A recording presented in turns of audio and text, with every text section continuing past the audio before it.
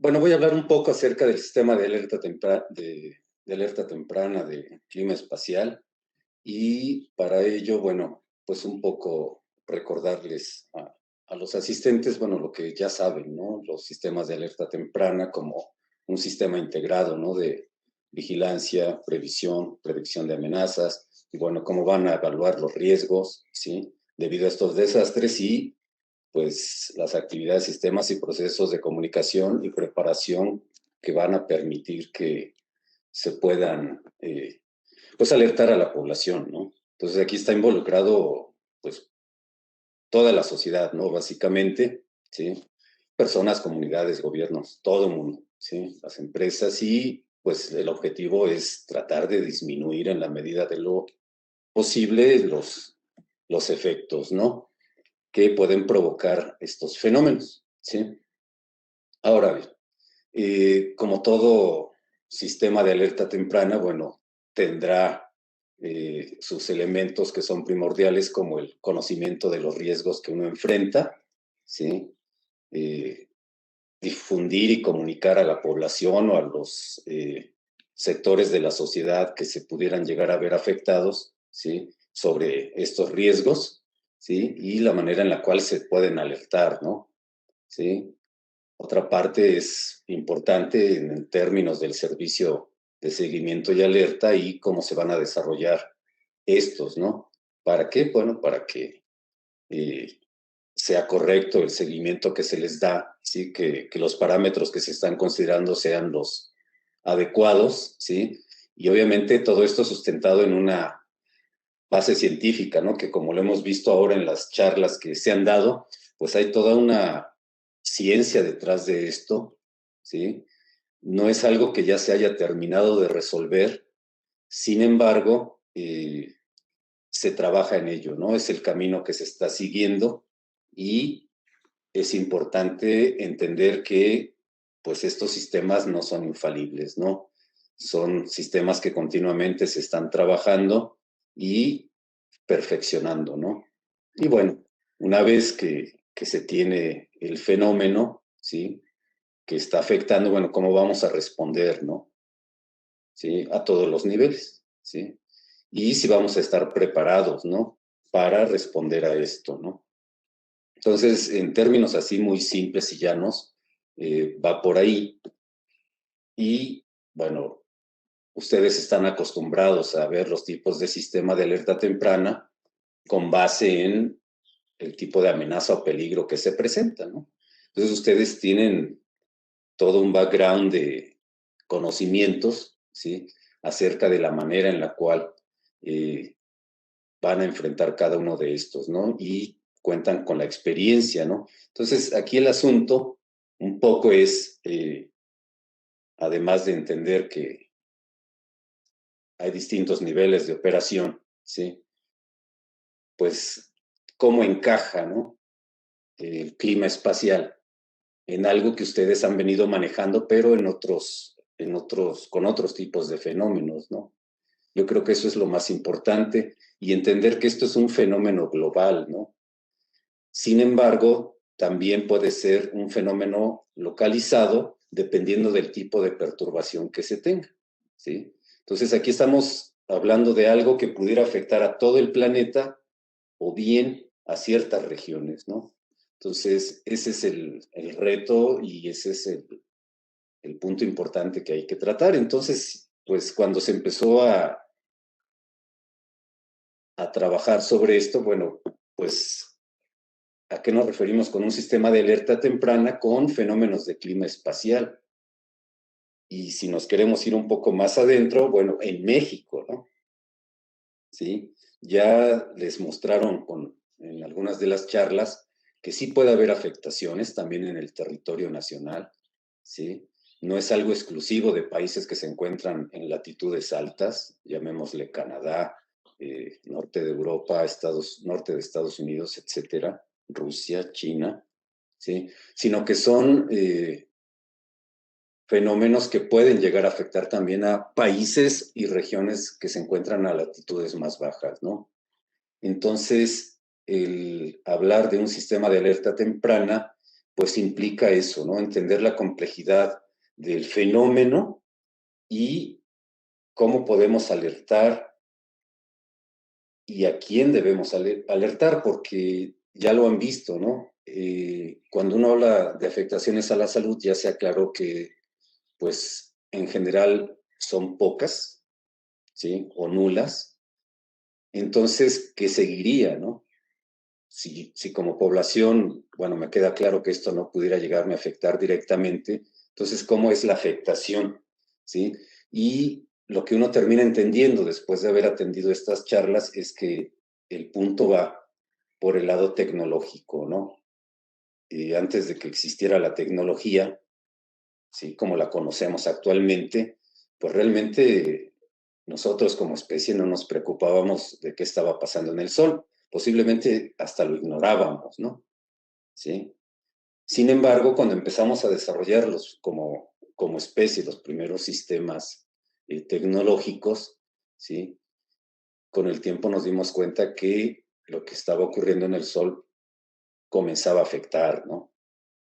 Entonces es ahí donde se empieza a cobrar conciencia respecto a la relación que tenemos como planeta con el Sol y que estamos obviamente superditados a la actividad que el Sol presenta, ¿sí? Que es más o menos cíclica, que tiene unos periodos de alta actividad, unos periodos donde prácticamente no hay nada, y eso por un lado es bueno, ¿no? Porque nos permite también eficientar los sistemas que tenemos, ¿sí?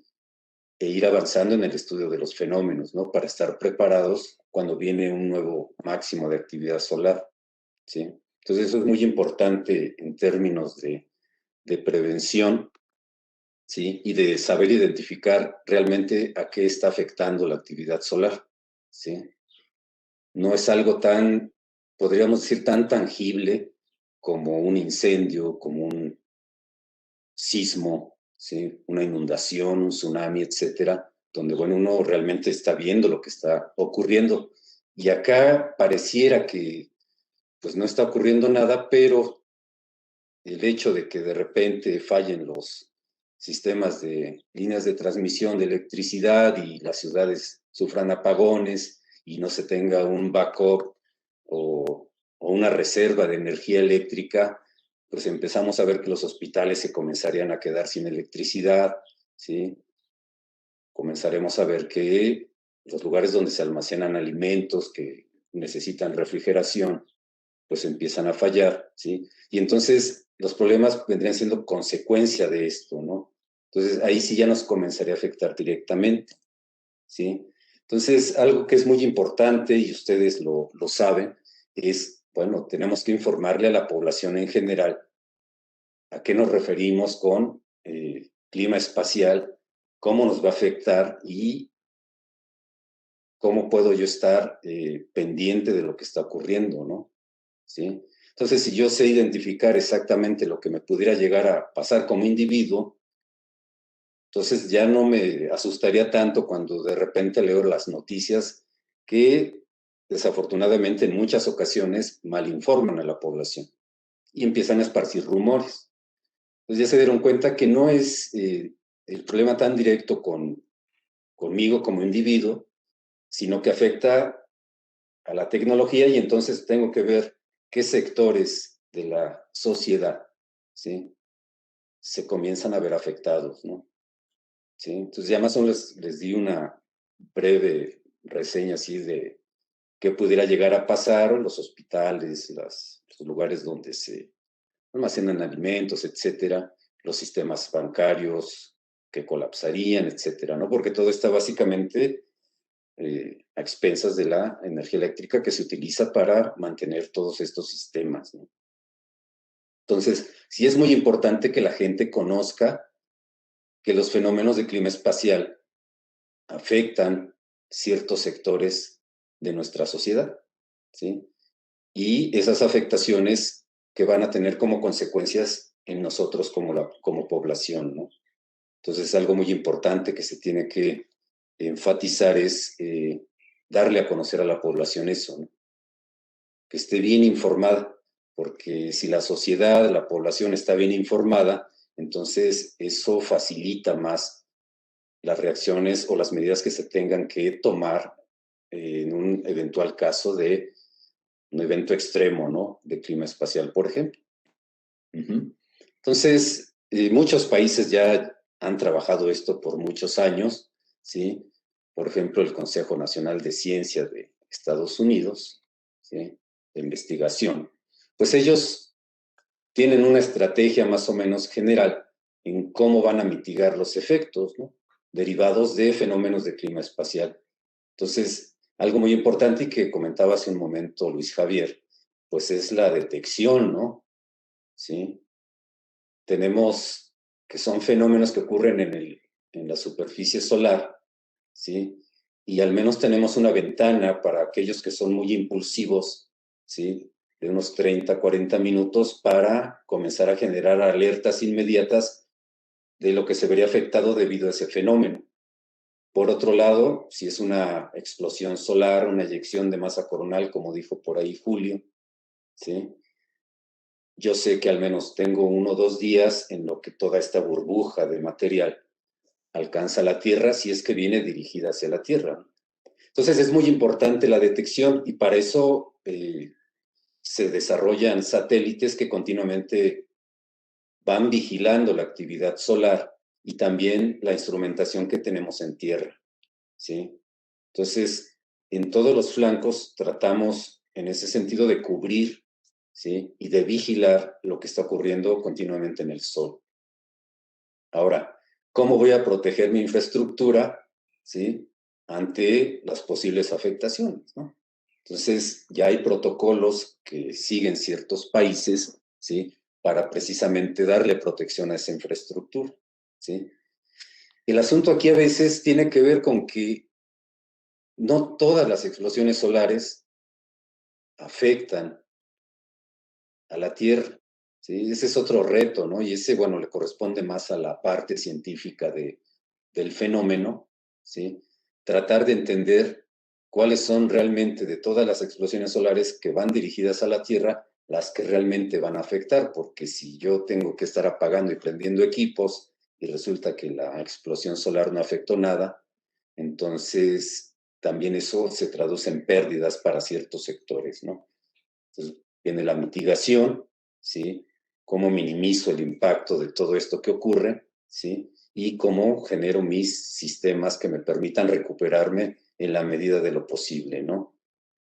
La respuesta, preparar una serie de actividades, ¿sí? Para que yo pueda reaccionar de forma rápida, perdón, ante esta situación, ¿no? Y posteriormente, cómo los distintos sectores de la sociedad van a restaurar sus actividades, ¿sí? De forma rápida y eficiente, ¿no? Porque a final de cuentas en eso radica, ¿no? Qué tan resilientes somos una vez que ocurre el evento, ¿no? Entonces, ya vimos todos los riesgos que hay por fenómenos de clima espacial, ¿sí? Ya nos dimos cuenta que afecta principalmente todo lo que tiene que ver con nuestros sistemas de suministro de energía, ¿sí? De navegación aérea, ¿sí? De navegación marítima, terrestre, líneas de transmisión, ductos de petróleo y gas, satélites, y bueno, es toda una serie de afectaciones a la parte que tiene que ver con la tecnología, ¿no? Y que mucha de esta es clave, sobre todo para el mantenimiento de las sociedades, ¿no? Entonces, sí es muy importante tener identificado eso. Era mi alarma para saber que me faltaban 2 minutitos. Y bueno, tengo que cuantificar, ¿no? A final de cuentas, porque no es nada más de que, bueno, veo con un coronógrafo que salió una eyección de masa coronal y luego qué sigue, ¿no? Entonces yo debo ser capaz de cuantificar de todos esos fenómenos que pueden afectar a la Tierra, eh, cuándo voy a decir, este es fuerte, este no es fuerte, entonces tengo que medir, ¿sí? Y para eso está toda la instrumentación que se cuenta ahora, con la que se cuenta ahora, ¿no? Entonces se han generado escalas, ¿sí? Ya sea de tormentas geomagnéticas, como comentaba el doctor Pedro Corona, ¿sí? O los radio blackouts o apagones que comentaba la doctora María Sergueva, ¿sí? las tormentas de radiación, un poco lo que hablaba también el doctor Luis Javier, etcétera, ¿no? Entonces, todo esto se va midiendo y distintos países han generado sus propios códigos que les permiten darse cuenta si las condiciones del clima espacial afectan o no, o van a afectar o no a los distintos sectores de su sociedad, ¿no? Bueno, en el SAISMEX, en el Servicio de Clima Espacial México, pues se tuvo que contextualizar toda esta información a una realidad regional como es la de nuestro país, ¿sí? Conscientes de que no estamos localizados a altas latitudes, sino que somos latitudes medias, medianas, bajas casi, ¿sí? Entonces, lo que uno tiene que hacer es adaptar los posibles elementos que pudieran llegar a afectarnos, ¿sí? A un contexto ya más regional, ¿no? Más de la nación, más del territorio nacional. Entonces, el semáforo, en este caso, para nuestro país, son básicamente estos 4 colorcitos, ¿no? El amarillo 2, cuando bueno, hay que tener precaución, ya que se detectó un evento, pero dadas las condiciones que se listan aquí, se concluye que no puede haber afectaciones significativas, ¿sí? Un amarillo 3, donde pues es un evento intenso y que puede tener afectaciones o tiene afectaciones, ¿sí? Ya en el territorio nacional, y entonces yo me tengo que fijar en los números, ¿sí? Si yo empiezo a ver estos números al momento de identificar las mediciones que se hacen de los distintos fenómenos, entonces es ahí donde yo tengo que decir, bueno, creo que estamos en color rojo, en color de semáforo amarillo 3, ¿no? Y después viene el grave, ¿no? ¿Sí? Les hablaron al inicio del evento Carrington y todo lo que pudo haber ocasionado si hubiera sido en la actualidad, ¿no? Entonces, algo así ya merita un color rojo porque ahí ya estamos hablando de parámetros, ¿sí? Como por ejemplo fulguraciones X20, ¿sí? Eyecciones de masa coronal con ondas de choque, pues ya componente de campo magnético sur intensa, etcétera, ¿no? Entonces, todos esos elementos permiten decir, bueno, estaríamos ante una condición de semáforo rojo y bueno, está la de cuando no hay las condiciones para reportar, ¿no? Sí. Entonces, básicamente en eso consiste, ¿no? Entonces, cuando uno toma esa decisión de darle el color a, al semáforo, pues uno tiene que saber primero qué ocurrió, qué está pasando, qué voy a esperar en las próximas 12, 24, 48 y 72 horas, porque sé que más o menos es la secuencia que sigue la cadena de eventos una vez que estos se desatan en el sol, ¿sí? Y empezar a preguntar, bueno, ¿cuáles serían los posibles efectos? Vamos a ver si ya ocurrieron algunos de estos, si no, en qué momento se presentarán y, lo más importante, por cuánto tiempo. ¿Sí? Y una vez que se define eso, bueno, ¿qué regiones del país se verían afectadas? Poco el Ramón Caraballo hablaba, ¿no? De la parte que tiene que ver con las GICs, ¿sí? Y cómo las zonas costeras pueden ser más interesantes ante o verse más afectadas ante estos fenómenos de corrientes geomagnéticamente inducidas, ¿sí? Y, bueno, ya se habló un poco del impacto a la salud, que ya vimos que es prácticamente nulo, pero sí es muy importante comentarlo, ¿no? Cuando se genera la información, ¿sí? Porque uno no está seguro de que toda la población sabe que no va a tener problemas de impacto en la salud, ¿sí? Los impactos serían, pero como consecuencia de fallos en sistemas tecnológicos que eventualmente pudieran llegar a afectar, ¿no? La operatividad de hospitales, sobre todo, ¿no? Entonces, bueno, se genera todo un procedimiento, ¿sí? En el cual los expertos que ya hablaron con ustedes en todas estas charlas se reúnen y cada uno en su ámbito dice, bueno, estos son los parámetros que yo veo con base en las lecturas que tengo de la diferente instrumentación con la que se cuenta, ¿sí? Y Una vez que se tienen todos los elementos, entonces se redacta un borrador en el cual se concluye si el evento no va a representar alguna afectación, si va a representar algunas afectaciones o si es un evento grave, ¿no? Entonces, para eso se tiene que generar un borrador de un boletín de clima espacial, el cual posteriormente lo tiene que revisar quien se encarga de dar oficialmente en el Servicio de Clima Espacial la alerta, ¿no? Y la alerta va dirigida, como ven aquí en este ejemplo de un simulacro, ¿sí? Aquí lo pusimos Dirección General de Protección Civil, ¿sí? Porque a final de cuentas ellos son el medio, ¿sí? O el conducto mediante el cual se va a tomar ya una decisión que se va a comunicar, pero ya bastante razonada y discutida por un equipo científico y técnico que está detrás de este reporte, ¿no? Entonces, es todo un procedimiento. Entendemos que, bueno, apenas el sol como que empieza a despertarse y entonces lo que tenemos que estar haciendo es continuamente simulacros, ¿sí? Para que en el caso de que se presente ya un evento real, ¿sí?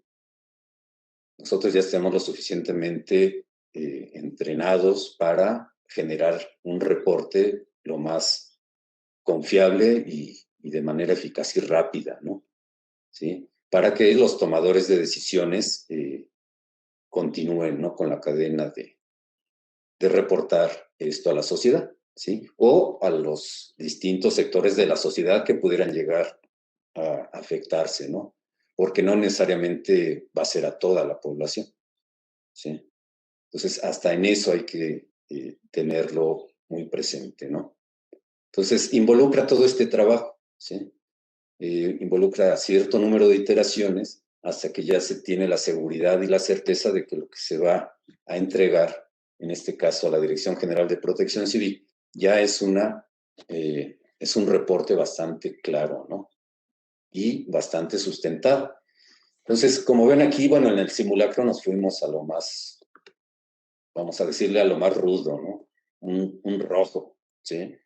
Entonces se dieron las características, se fundamentó el por qué se considera que el semáforo está en rojo, ¿sí? Y bueno, se envía, ¿no? El reporte, ¿no? Pero vuelvo a aclarar, esto es un ejemplo de un simulacro, ¿no? Y yo creo que con eso concluyo, ¿no? Es muy importante generar un sistema de alerta temprana que sea confiable, que sea eficaz, que dé certidumbre en un porcentaje muy alto, ¿sí?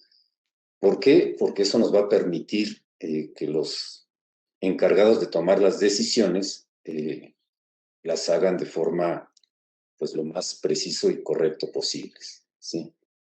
Y bueno, les agradezco mucho por su atención.